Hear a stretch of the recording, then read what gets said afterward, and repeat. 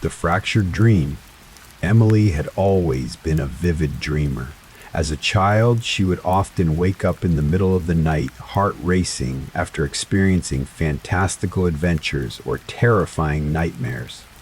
"You have to stop him," the woman pleaded, pointing toward a dark figure lurking in the shadows. Emily woke up, breathless, the woman's words echoing in her mind. She couldn't shake the feeling that these dreams were trying to tell her something. But what? As the weeks went by, Emily's dreams became increasingly intertwined with her waking life. She began to see patterns, connections that made her question her sanity. One night, she dreamt of a park she had never visited, filled with vibrant flowers and a serene pond.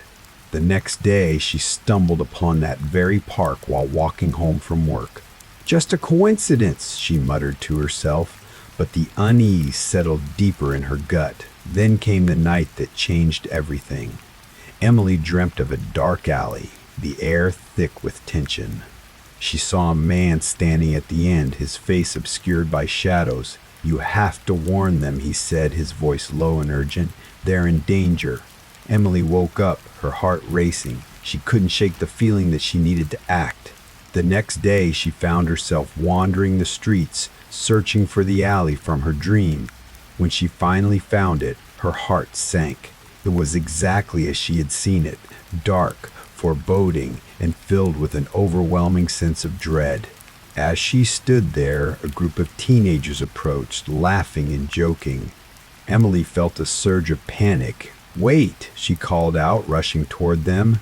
"You shouldn't go down there." The teenagers looked at her, confused. "Why not?" one of them asked, rolling his eyes. I had a dream about this place. It's not safe," she stammered, her voice trembling. They laughed, brushing her off as she stood there, feeling foolish. But as they turned to leave, she couldn't shake the feeling that something terrible was about to happen. She tossed and turned, haunted by the images from her dream. The man in the alley, the urgency in his voice, it all felt too real. She finally drifted off, only to find herself back in the alley, the darkness closing in around her. "Help me," the man whispered, his voice echoing in the shadows. "You have to stop them." Emily felt a surge of determination. "How?" she asked, her voice barely above a whisper. "Find the truth," he replied, his form flickering like a candle in the wind. "Before it's too late." She woke up with a start, her heart racing. The next day, she decided to investigate. She spent hours searching online, digging into local news articles and police reports. What she found sent chills down her spine. A string of disappearances had been reported in the area, all linked to the very alley she had dreamt about. But as she grew older, her dreams began to take on a different quality, one that blurred the lines between reality and the subconscious. At 28, Emily was a graphic designer living in a small apartment in the city. Panic surged within her as she realized the gravity of the situation. She had to do something. That evening, she returned to the alley, determined to confront whatever darkness lurked there. As she stood at the entrance, she felt a chill run down her spine. The shadows seemed to pulse with a life of their own, and she hesitated for a moment. But then she remembered the man's words, "Find the truth." Taking a deep breath, she stepped into the darkness. As she ventured deeper into the alley, the air grew thick with tension. She could hear faint whispers echoing off the walls. "Help us! Find us!" Emily pressed on, her heart pounding in her chest. Suddenly, she spotted a figure at the end of the alley, the same man from her dreams. He turned to her, his face still obscured by shadows. "You came," he said, his voice low and urgent. "You have to listen." "What do you want from me?" Emily asked, fear gripping her heart. "The darkness is coming for you," he replied, stepping closer. "You must confront it before it consumes you." Confront what? She demanded, frustration boiling over. What do you mean? The source of the darkness, he said, his voice trembling. It feeds on fear, on despair. You must face it, or you will be lost. Before she could respond, the shadows around her began to shift and twist, forming grotesque shapes that reached for her. Panic surged within her as she realized the true nature of the darkness, the very essence of fear and despair that had consumed the lost souls of the alley. "Run!" the man screamed, his voice echoing in the night. But it was too late. The darkness enveloped Emily, pulling her into its depths. She felt herself being consumed, her screams swallowed by the void. When Emily awoke, she found herself back in her apartment, drenched in sweat. The sunlight streamed through the window, but the sense of dread lingered. She glanced at the clock. She had been asleep for hours, yet it felt like mere moments had passed. Shaken, she tried to convince herself it was just a dream, but the memories of the alley, the man, and the darkness were too vivid to ignore. She spent the day in a haze, unable to focus on her work. The whispers still echoed in her mind, urging her to remember. That evening, she decided to return to the alley one last time. She needed closure, a way to confront the darkness that had haunted her for so long. Her life was relatively ordinary, filled with work deadlines, coffee runs, and the occasional night out with friends. But her dreams had become increasingly unsettling. They were no longer just flights of fancy. They felt like glimpses into another world. As she approached the entrance, the air grew heavy with tension, and the shadows seemed to pulse with anticipation. "Help us," the whispers echoed, wrapping around her like a shroud. Taking a deep breath, she stepped into the darkness once more. The alley was just as she remembered, foreboding and filled with an overwhelming sense of dread. But this time, she felt a strange sense of calm wash over her. As she ventured deeper, she spotted the man standing at the end of the alley, his face still obscured by shadows. "You returned," he said, his voice low and urgent. "I need to know the truth," Emily replied, her voice steady. "The darkness is a part of you," he said, stepping closer. "It feeds on your fears, your doubts. You must confront it, or it will consume you." "What do I have to do?" she asked, determination flooding her veins.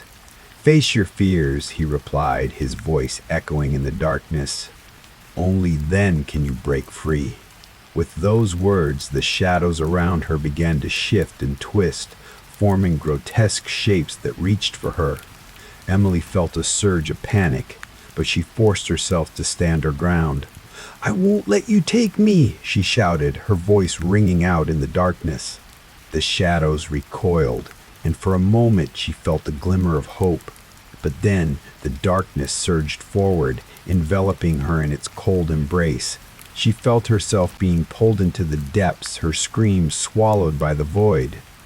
In that moment, she confronted her fears. The fear of failure, of loneliness, of never being enough. The darkness wrapped around her, but she fought back, pushing against it with every ounce of strength she had. "I am not afraid," she screamed, her voice echoing in the void. Suddenly, the darkness began to recede, the shadows retreating as if they were afraid of her resolve. Emily felt a surge of power, a sense of clarity washing over her. She was no longer a victim, she was a warrior. But just as she thought she had won, the man stepped forward, his face finally illuminated by a flickering light. Emily gasped as she recognized him. It was a version of herself, twisted and broken, a reflection of her deepest fears. "You can't escape me," the shadowy figure said, its voice a chilling echo of her own. "I am a part of you." Emily felt a wave of despair wash over her. "No, I won't let you control me," she shouted, her voice filled with determination. One evening, after a long day at work, Emily settled into bed, exhausted. She closed her eyes, hoping for a peaceful night's sleep. Instead, she found herself in a dream that felt all too real. In this dream, she stood in a dimly lit room, the air thick with an unsettling tension. "You can't fight me," the figure replied, its voice dripping with malice. "You are nothing without your fears." But Emily refused to back down. "I am more than my fears," she declared, her voice ringing out in the darkness. "I will not be defined by you." With that, she charged at the shadowy figure, feeling a surge of energy coursing through her. The darkness writhed and twisted, but she pressed on, determined to confront the very essence of her fears. As she reached the figure, she felt the blinding light envelop her, and for a moment, everything went dark. When Emily awoke, she found herself back in her apartment, the sunlight streaming through the window, but something felt different. The air was lighter, the weight of her fears lifted. She felt a sense of clarity, as if she had finally broken free from the chains that had bound her. But as the days passed, the whispers began to return, creeping back into her mind. "Help us! Find us!" Emily tried to ignore them, but they grew louder, more insistent.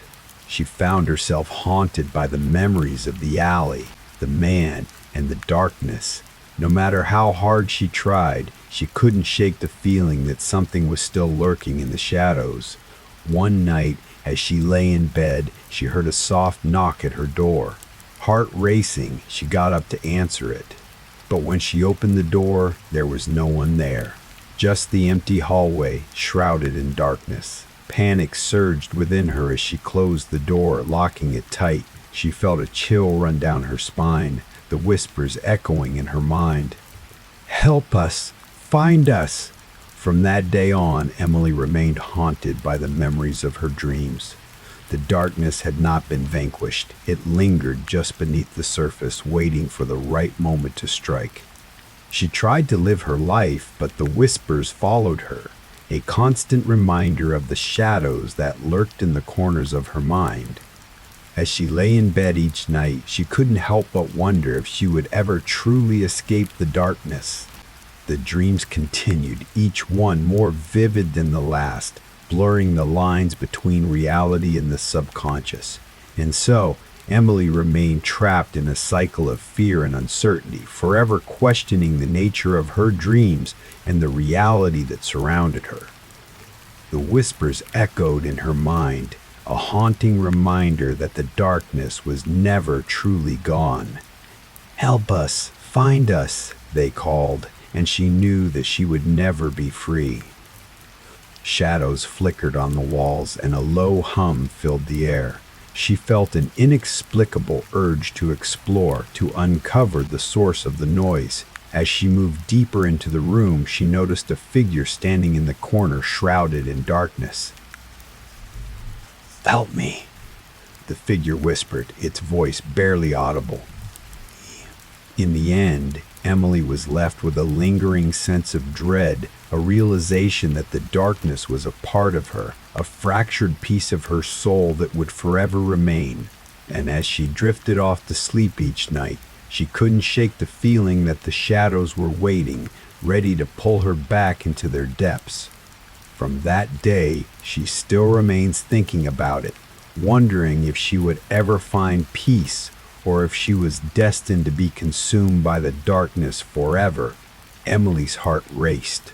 "Who are you?" she asked, but the figure only pointed toward a door at the far end of the room. Compelled by an unseen force, she approached the door and opened it, stepping into a blinding light. Emily awoke with a start, her heart pounding in her chest. The dream lingered in her mind, vivid and haunting. She shook her head, trying to dismiss it as just another strange dream. But as the days passed, she couldn't shake the feeling that there was something more to it. That week, she began to notice small coincidences that made her uneasy. A friend would mention a movie she had dreamt about the night before, or she would see a stranger on the street who looked exactly like the figure from her dream. Each time, a chill would run down her spine, and she would brush it off as mere coincidence. But the dreams continued, each one more intense than the last. In one, she found herself in a crowded subway station, the air thick with anxiety. She spotted a woman in a red coat, her face twisted in fear. Thanks for watching. The veil between our world and theirs is thinner than you think. Each like, each share, each subscription strengthens the connection. Feed the channel before it feeds on you.